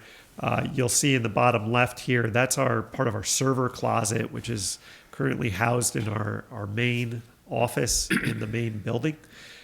It's a converted closet. It's not how you would design a space for the base of our computer network to be housed. You really want this equipment to be elevated in the case of water coming into the building in any way. And also you want it in its own dedicated space that's designed to house that type of equipment. The image to the right of that is a speaker cover that is deteriorating. That's a system that's currently failing in this building. We have continued issues with having public address access to our classrooms. That system, just as an example, I may have mentioned this to the board. I've lost track of the various groups I've met with. We are putting approximately $60,000, I believe, into repairing that system currently because we need to repair it because it's a health and safety issue. But it's an example now that we're putting $60,000 into a component of our system here that we know just needs to be fully replaced.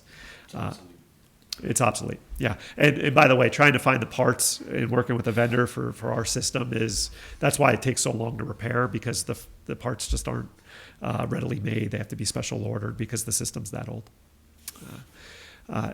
One thing I'm just trying to highlight is here, and it's hard to, but there are a variety of spaces throughout our campus that are non-ADA compliant.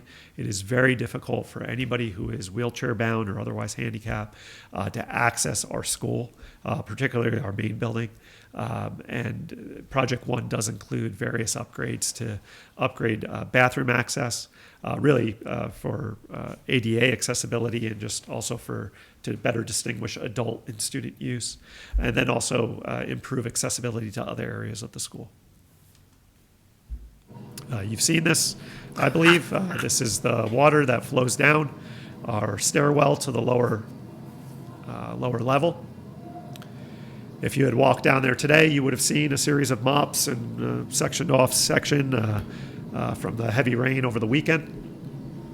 And that flows into holes that have been drilled into the flooring to flow, I believe, back out of the building. I certainly hope it's going back out of the building. But our facilities crew has managed this. Now, if you talk to a graduate, they will point to that issue has existed for at least 20 years, if not longer.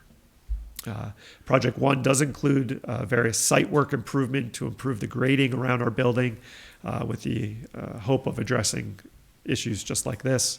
This is just another issue that we're encountering. This is in the auditorium, out of view from the stage, but you'll see at top here, that's the hole in the ceiling. And water flows out of that hole onto our equipment that's currently covered. So we've covered that equipment. Our tech crew and folks involved in the play, they work around that when they're performing. So I've broken the project up into a few themes or key areas here with a net cost or monies that are going into those specific areas. So safety, and again, I'm just going to do a high-level overview. I think you know all of this. The secure vestibules at the high school and main building entrances, campus-wide accessibility improvements, that will total $473,000 of work. A variety of infrastructure upgrades, electrical improvements, restroom upgrades, roofs that are leaking, cracked masonry, fire alarm and carbon monoxide upgrades, security camera systems, voice over IP, addressing the intercom issues. Those improvements total $5.1 million. Programming improvements, the most significant of which is the addition to the high school. That includes 4 additional classrooms, a student center for our students to gather. That's a flexible use space, a STEAM lab, the reconfiguration of our student support offices, somewhat timely. But again, I probably haven't emphasized this enough. The renovation includes having those confidential student support offices in a designated area. So again, there's a higher level of confidentiality than currently exists for students and families who may need to access that support. Those total $20.5 million. Continuing on, that also includes a STEAM lab renovation to the main building, reconfiguration of the student support suite in the main building as well. That includes a reconfiguration of the OT, PT, and nurse's office. The one variable that I'm looking for your feedback on, the current design and scope of this project, which is now at $29.3 million, still does include 3 outdoor pavilions. These are areas of our campus that CS Arch identified to have a pavilion for students and staff to continue to access, whether it be for an outdoor lesson or for spaces to, again, gather. Those total, when you consider escalation and construction costs and all the other fees that are associated with it, close to $1 million. And, I do wonder if this is another area where maybe we can pursue from an alternative funding source, maybe some level of fundraising.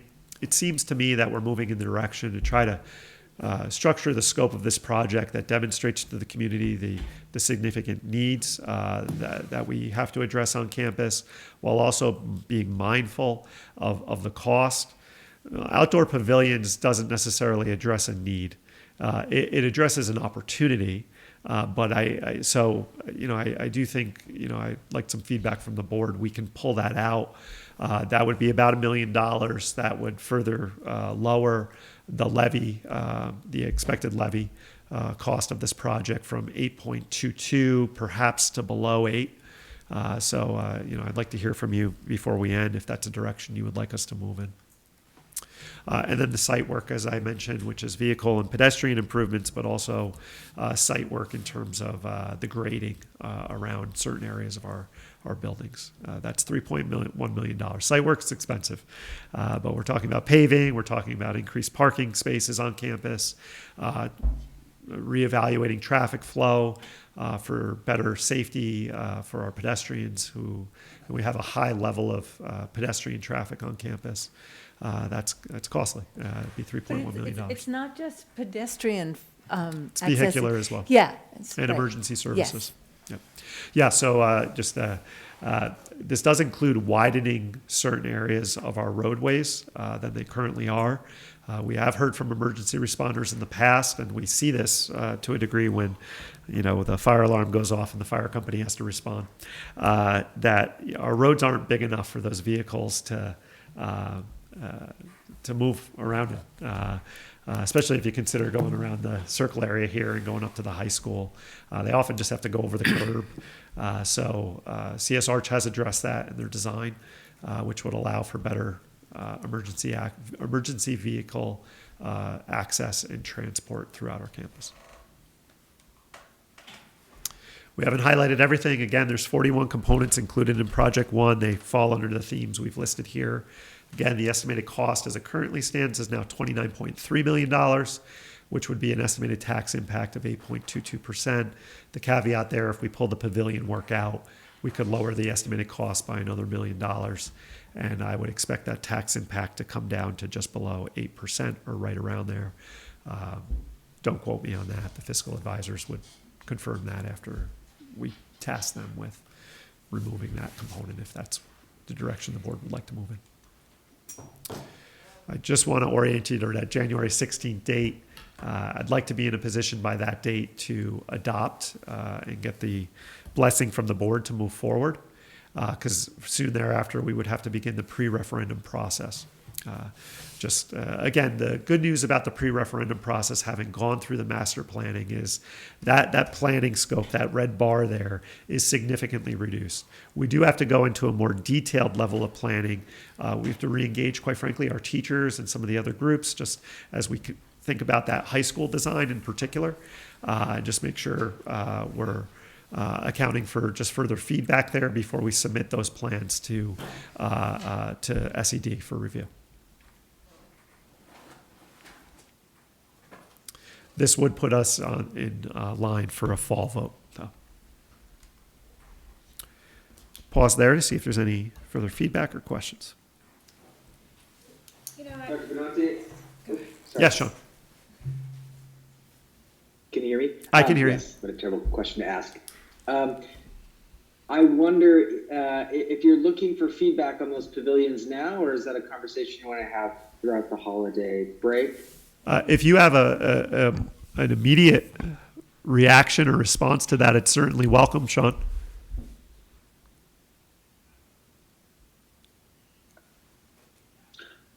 I just have a couple of questions about, their multi-use spaces, and I'm curious, will they provide, for instance, classroom space that is currently not being used by students in outdoor? Because I know we are, to one degree or another, using sort of outdoor classroom space.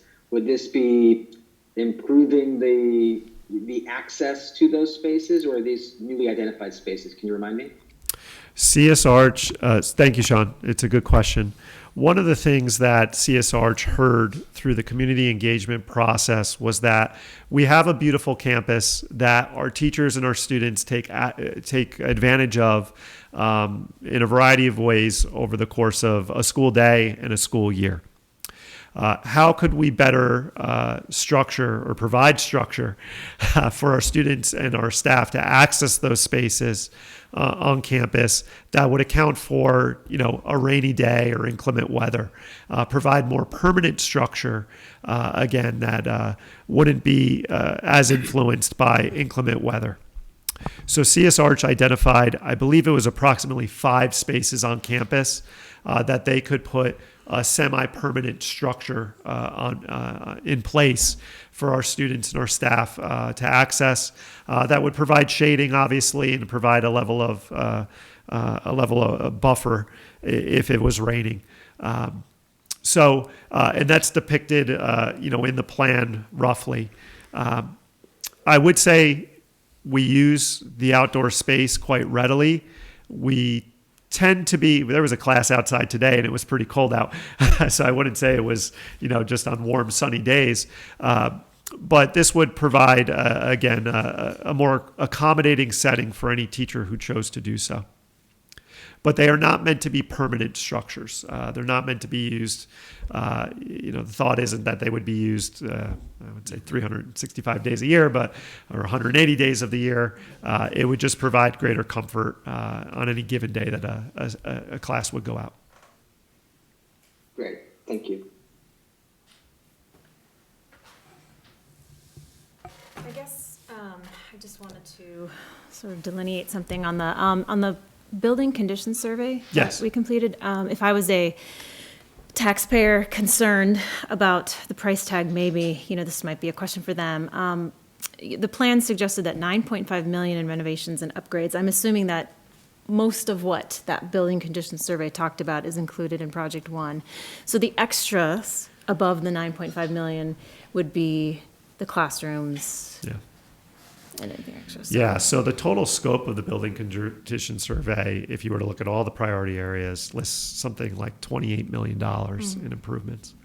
What I thought I wanted to reflect back to the board is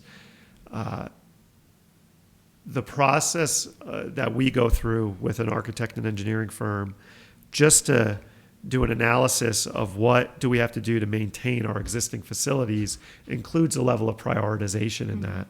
And priority 1, priority 2, and the way BBS reports it, being the most urgent and important areas to address just to keep your spaces operational.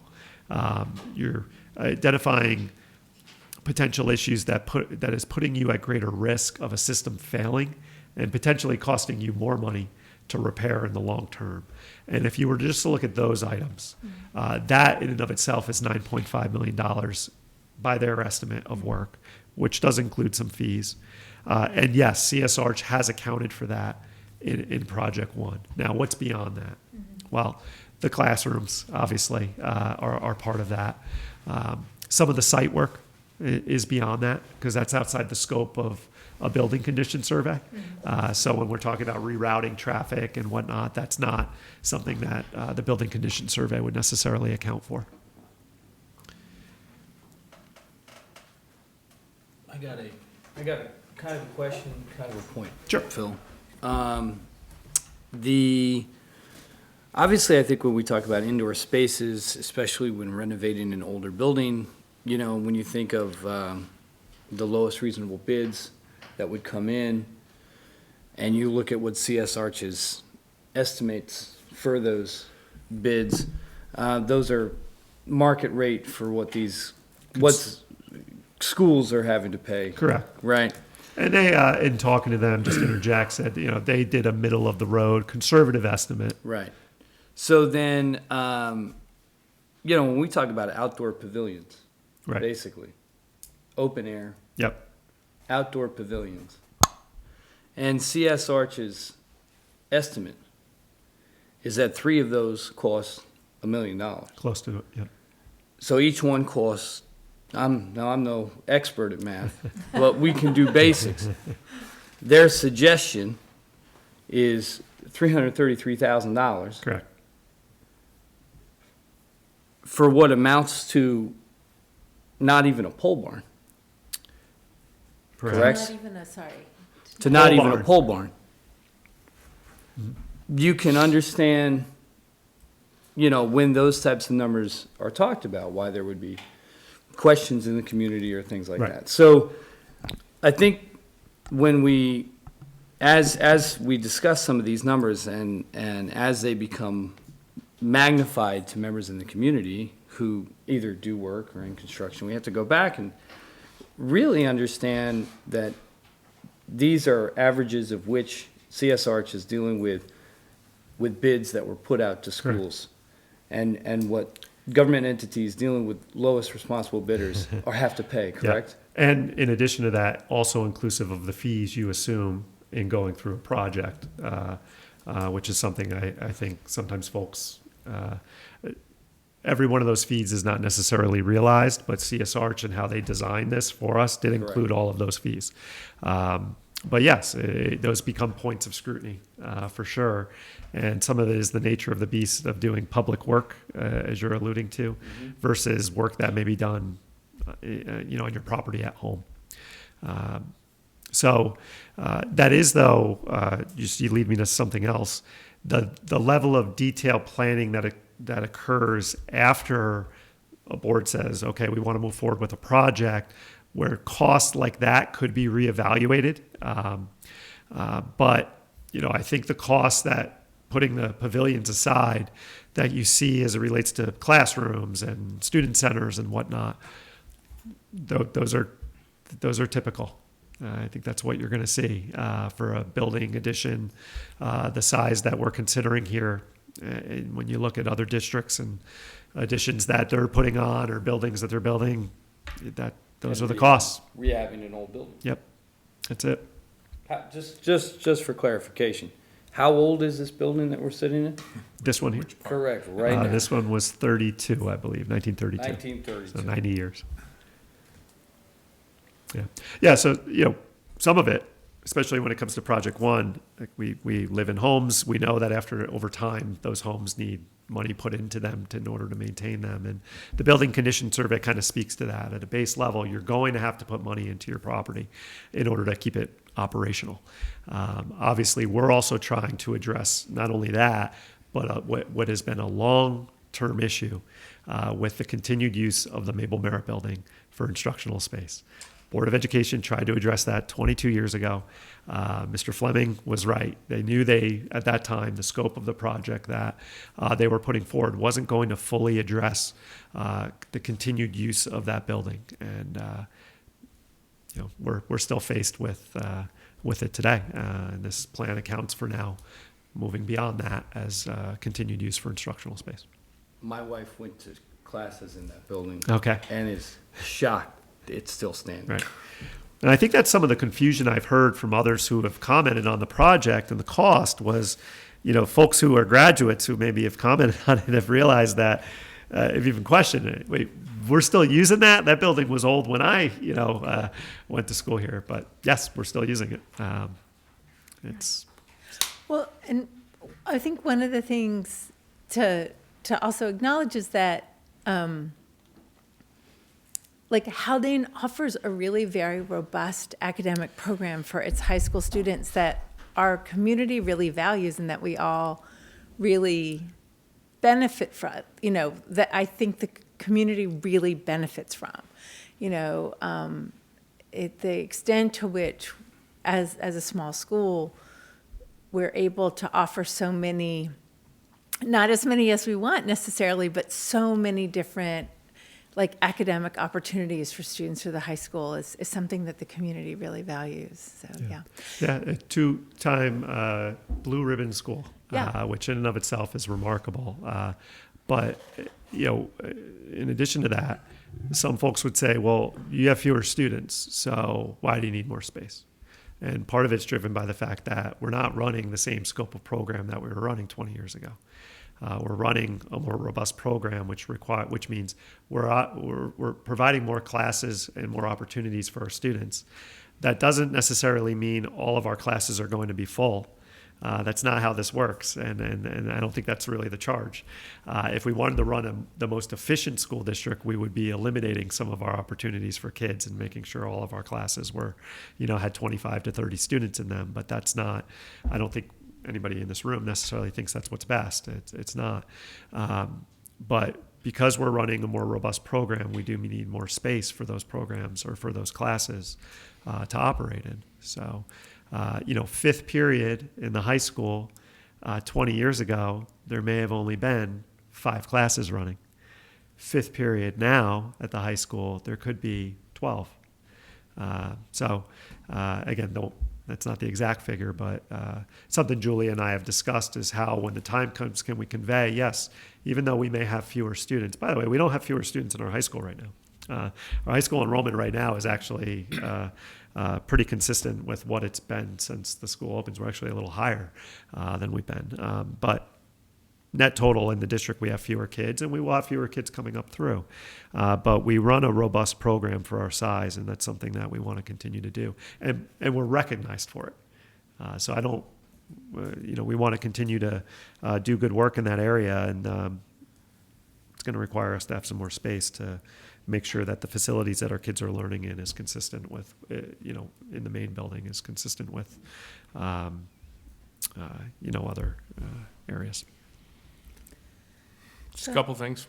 I did walk up from the pasta et al. Dinner because there was a lot of all other than just pasta, and I did see the nice little wooden water buffers on the steps to direct water into the hole. That was a great new addition. So yes, I think we all understand that with any piece of property, you have to invest regularly to maintain it. I think with a substantially large piece of property with a number of buildings, that's why you get to 9.5 million, right? Okay. So I just had a question, which is, so is the comprehensive, the answer may be you don't know, but is the comprehensive sense of that 9.5 million in Project One? Yeah. Okay, fine. I just couldn't get the math to work on all that. So the second question I had was for the site work, some of that sets us up for future. Should we want, some of that enables either electric vehicle and or should we get to the point where we want gym or auditorium? Gym and auditorium, yes. The site work includes a bit of don't want to call it a reconfiguration, but it's in particular in the back of the high school. Okay. Setting that up, that if there were ever to be an auditorium, Yeah. the setup for the actual entrance of the auditorium would be actually back there. Yeah. Just to speak to that. Yeah. The electric vehicle infrastructure, I've asked CSArch before we get into the feasibility, complete the feasibility study for the buses, just to hold on that. Okay. It sets up the site in the sense that where the buses are and where they Right. would be, Right. it doesn't have the actual, CSArch had included an infrastructure estimated cost to put the charging The apparatus actual in. charging. Okay. But given and I know there's a lot going Yep. on at one time, my initial discussions with the group that Central Hudson is using, there's a lot of other ancillary Yeah, costs attached to that, Yep. that I just don't think that figure's accurate or realistic, given what we're learning Yeah. about trenching in particular. Yes, And exactly. the cost of trenching and where that trenching would come in from. So they would need that information to give us a reliable estimate for the charging apparatus, what type of apparatus would need to go in for our fleet. And that's what we're doing through the bus feasibility study. Okay. And just back to the point, and I think this is the first time I've heard you express it in this way, but I've certainly always that's been the thing that's been my driving thought about this project just in general, is more space in the high school, period, full stop. Like cafeteria or someplace where people can eat, classrooms. Just because there are teachers who plan while another teacher is teaching. And I think the way that you expressed it we offer more classes for fewer kids in each class, which is great, right? So how do we enable that? If I had to invest in something more, I'd get more space in high school, but this is the project that we have in front of us. And I think that's what we need to do.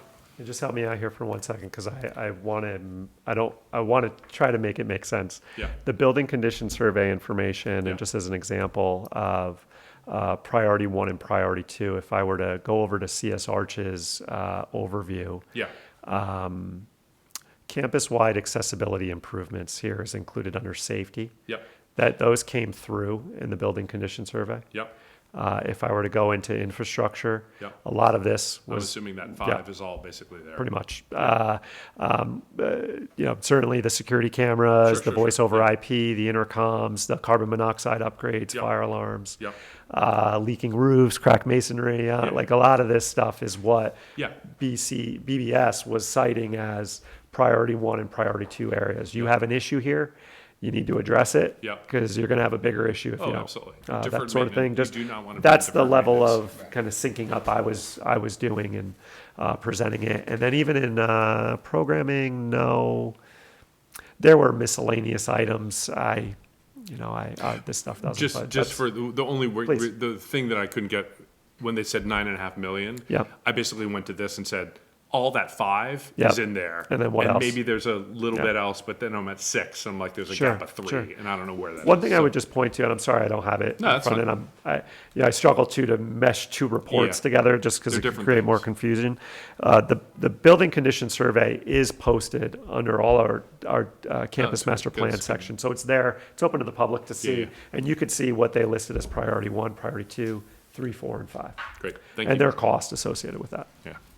And they're probably using different cost heuristics They and are. strategy. Yes. Yeah, fine. Okay. Yep. Okay. Cool. So one of the things you asked for, I think, and I don't, is sort of just some initial thoughts about, in particular, the outdoor pavilions. Yeah. So we know that there's a group, many parents and many community members who are really committed to providing really, innovative and exciting educational opportunities for our students. And we heard that at the community forum. There were a couple of parents who spoke really quite positively about the outdoor pavilions. But that being said, I think the Project One has included in it other opportunities for exciting, innovative spaces for education, and those are what CSArch calls the STEAM labs, right? And we know that there has been like a lot of interest in students at the high school level in engineering type classes. I think I'm remembering that, or engineering or computer science. I can't remember. We offer We both. know that when we were having separate design, create, and innovate classes, that there was a lot of excitement Right. about those. And these new learning spaces, one at the high school and one in the main building, provide those kinds of options for what I'm just going to call, as shorthand, sort of exciting, innovative Sure. ways of educating kids. So as much as I like the idea of an outdoor pavilion, I really feel like the message we're hearing again and again from the community is a concern about costs. And I think so much of what's in Project One is critically necessary. And I think it's in the community's and the district's best interest for us to put forth to the community what we deem to be absolutely critical. I would love to have beautiful outdoor spaces. I personally, in an effort I think we just have a much better chance of making what is, I believe, is a very strong case for Project One Right. if we exclude the outdoor pavilions. Now, that's just, you asked for some feedback, Please. I'm providing that feedback, but I want to place it in this recognition of what the community values in terms of exciting educational opportunities for students, and the fact that these spaces in the high school offer that. And I'm not a huge fan of that particular term, but it does speak to the importance of science, technology, engineering, arts, and I guess math too, right? I mean, we don't have art spaces in the high school, right? Like, we need an art space in the, though these are things that I think we know we need more space. And I think sort of recognizing the need to have a handful of classrooms, but to also create the kinds of spaces that I think the district moved towards creating a number of years ago, and that were very well received by the community is something that we do want to do. So anyway, in terms of the outdoor Thank you. pavilions, that's my 2 cents, but we'll hear from the community and we can hear from other board members over the course of the next couple of, but Yeah, yeah. we still have a meeting in between now Yes. and the 16th, Yeah. so that's another opportunity for further comment. Yeah. But I wanted to get that out there. Thank you so much. Thank That you. was really, Thanks for your patience, appreciate it. Yeah, I just wanted to thank you, Dr. Benante, for, I think, putting together, this is the report that we've sort of been waiting for in a way, and I think it's the first of many ways to help us frame, the ways that we're going to continue to talk about why it's in the best interest of the district to move forward with this. So thank you very much. Thank you, Sean. yeah, I agree.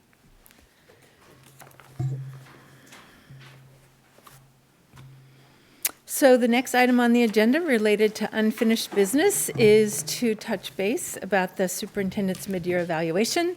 So even though this is really something that the board and Dr.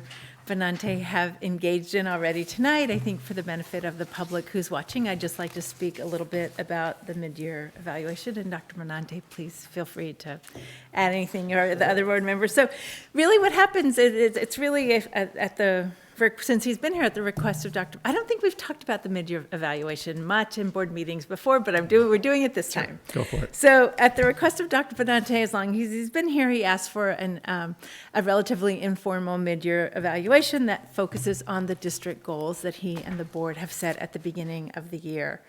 And so Dr. Benante created a very ambitious set of 6 goals for this year. And so we spent an hour really checking in with him about the district's progress to those goals, getting some updates, thinking about some next steps. And I thought it was a really productive conversation. These mid-year evaluations provide, I think, a really unusual opportunity, but really very valuable opportunity for the board and the superintendent to have a moment to speak in executive session about how things are going, and it proves to be a time for us to connect with each other, and I think really valuable connection and communication happens in those sessions. So I think the one thing that happened, because there were 6 goals for us to talk about, is I don't know if the board necessarily had an adequate opportunity to express our appreciation of your hard work towards working toward those goals this year, and the work that you're doing and work in leading the district on all of those goals. So really, that's kind of what happens, is we check in about those, and the board has a few questions, and Dr. Benante answers them, and that's what we did tonight. Well, thank you. And I'm fortunate, the board has always been really good stewards of the district's resources, and with that in mind, provided me with really constructive feedback along the way. And that's not just this year, it's in the years I've been here. And I really appreciate the time that the board has taken just to create the space to meet with each other first, and then to meet with me. And, as much as there are goals, I'd be inclusive of the administrative team. I'm really lucky to have really bright leaders with whom I get to work each day who own those goals just as much as I do.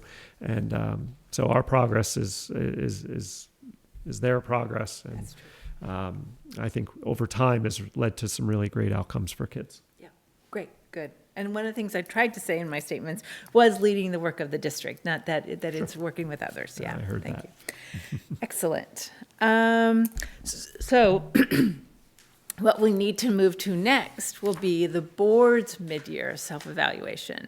And so this year, as vice president, Maggie will be leading that. And so she and I need to find some time to check in about it. And we'll be doing that in January. Okay. And it's a time for us to reflect on our own goals. And I guess actually the one other thing I wanted to say about the mid-year evaluation is it gives us also just a chance to check in about how we're working with each other. And I think things are going well. I'll say things are going well. Okie doke. So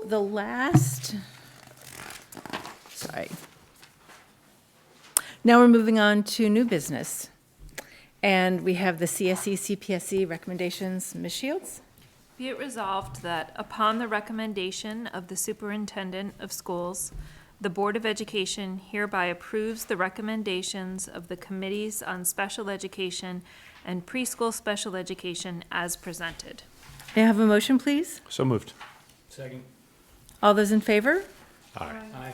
Aye. Any opposed? And to the second topic? Approval of release and settlement agreement. Be it resolved that upon the recommendation of the Superintendent of Schools, the Board of Education hereby approves the terms of the release and settlement agreement involving student number 41014, a copy of which shall be incorporated by reference in the minutes of this meeting, and be it further resolved that the Superintendent of Schools be and hereby is authorized to execute such release and settlement agreement on behalf of the district. May I have a motion, please? So moved. Second. All those in favor? Aye. Aye. Any opposed? All right, and now on to policy review. The first reading, what we anticipate will be the adoption of a revised policy 7621, section 504 of the Rehabilitation Act of 1973. Ms. Shields? Be it resolved that upon the recommendation of the Superintendent of Schools, the Board of Education hereby adopts the following Haldane Central School District policy as attached, 7621, section 504 of the Rehabilitation Act of 1973. May I have a motion, please? So moved. Second. Are there any questions about this? It's really pretty straightforward, just saying shifting who's the named person. Okay. All those in favor? Aye. Aye. Aye. Any opposed? All right. So now we are at the second and final opportunity for communication for the public. So this one is open to all district matters. All right. So, board reflections. Does anybody have something they want to share?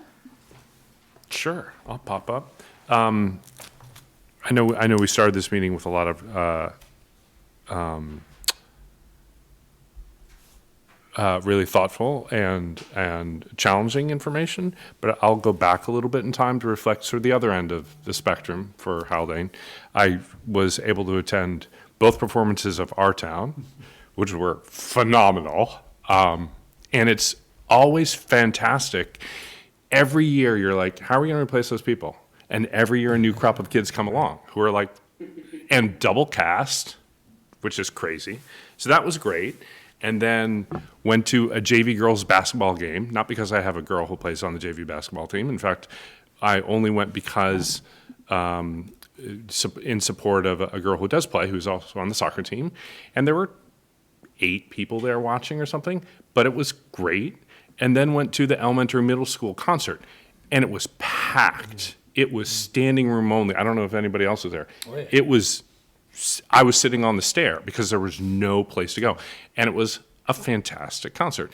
And a couple of things that, like, what a real wealth of experiences. Like tonight, there's a basketball game going on. You would never know. Nobody would be watching during a Board of Ed meeting. I mean, or getting texts from their daughter. No. But there's always something going on at the school, and it's such a rich community of people who are doing different things and engaged in different ways. I would, however, say that you tend to see the same people volunteering, even after a number of years. And one of the things I looked at when I looked at the entire group of people who came to the elementary middle school, I was like, I would love if some of those people just engaged just a little bit, because I heard this as a comment from a longtime volunteer who was talking to one of the staff members, and the staff member said, it's fantastic that people give money. It's fantastic that the Haldane School Foundation supports us, that we're able to have additional funds to do additional things. He's like, but what really makes all this happen is the volunteer hours. It's the people who come and staff the desk and move the bandstands and all that sort of stuff. So I would encourage anybody who's watching, anybody who participates, to do those things, because that's what makes all the really lovely stuff happen. Two things. I'll repeat John's statement on the concert, right? Maggie and I was there as well. I mean, what an awesome opportunity for those kids to play for a packed house. So that's really cool. And they sounded great. You know, it's great how they, you know, if you want to talk about longitudinal, Peggy, you were there too. I went to both, yeah. Yeah, if you want to look at longitudinal track changes, you can see how kids play when they first get their instruments till by the time they're at the end of middle school, right? You're like, wow, that's pretty impressive. And then I had an opportunity to go with Phil and Ms. Simpson to the NHS night, and John was there as well. And it was really, really well done at the Taconic Outdoor Center. It's a fun And again, when you look at, you know, the achievements that Haldane has and the composure that students gave when they presented, you know, what it meant to be in NHS and just the interaction of the kids. And the other thing that I pointed out to Julia, I said, look how many students aren't on their phones. And the success of the phone policy. You know, it's nice to have, you know, we're not actually eating with the kids, we're eating by them, but to just see them interacting with one another, and most of them not on a phone. Is really impressive. I'm just going to say I'm going to miss Donna Summers. I think she's the teacher assistant who's retiring at the end of this year, right? She was just one of those people that was nice to know that was in one of your child's classrooms. So Godspeed to her, and hopefully she has a good retirement. Sean, do you have anything you want to add? Oh, I want to reiterate what John said about Our Town and the middle school concert, and just say that, you know, it was that play that the high school students did was, in a way, a wonderful meditation on what we as a community have been processing over the past 3 days. And we're quite fortunate, I think, those of us that participated in seeing that, to sort of enter into that space collectively. And I think it's one of the reasons why it's a great benefit and a great treasure and a gift for students to get to participate in telling those kinds of stories, because it does help us process our lives and the community fully. So thank you. So at the risk of repeating, I do want to say something really briefly about the concert. So I went to the elementary, middle school, and the high school concert. Of course, I was really impressed by the performances of the students, but I really want to speak to the work of Ms. Stein and Mr. Sauer. Like, it was, like, as Ezra mentioned, like the development to watch from the 4th, 5th band all the way up to the various high school bands. So there's this tremendous developmental range, right? That they're musicians, right? Mr. Sauer and Ms. Stein, they're musicians, so they're supposed to know music. But the fact that they can work so effectively with such a broad range of students, with so many different types of groups, and that's what we ask here at Haldane. Like, that's what has to happen in a small district like that. That's a requirement for our music teachers to be able, and art teachers to be able to work with this really wide range of students and to do it so phenomenally well. I was so impressed by, it was a lot of fun. So I appreciated that, and I appreciated their work to pull those things off. That's all I have.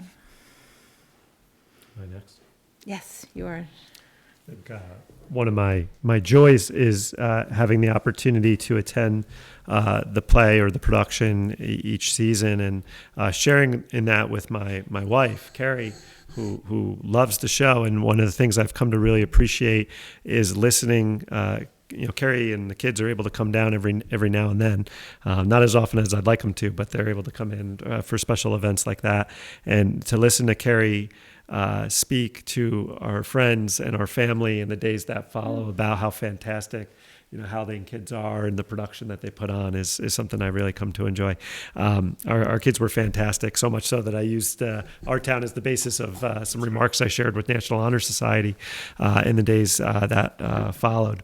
I just brought back to hope to capture this next month a little bit, that the investments that the board has supported in arts and education and music education over the last 5 or 6 years now I think we're really seeing the result of that in many ways, and also how the board has supported some of the recruitment and hiring efforts that we've made to bring good people in to work with our school district. So I just reminded of that, listening to some of your reflections about our music program in particular. Yeah, great.